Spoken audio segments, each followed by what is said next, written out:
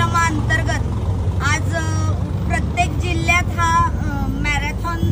जे साजरं करतायत त्याच पद्धतीनं आपण फास्ट वॉक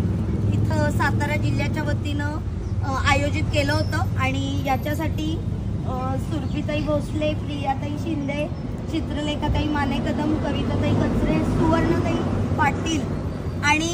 आम्ही सगळ्या महिला प्रतिनिधी लीड करतोय आणि याच्यातून आम्हाला असा संदेश द्यायचा आहे की सगळ्यांनी आपल्या आरोग्याची काळजी तर घेतलीच पाहिजे, पण नवीन मतदार आहेत, महिला ज्या गृहिणी आहेत त्यांनी पण घरातून बाहेर पडलं पाहिजे आणि प्रत्येक समाजकार्यामध्ये स्वतःची इन्व्हॉल्वमेंट दिली पाहिजे।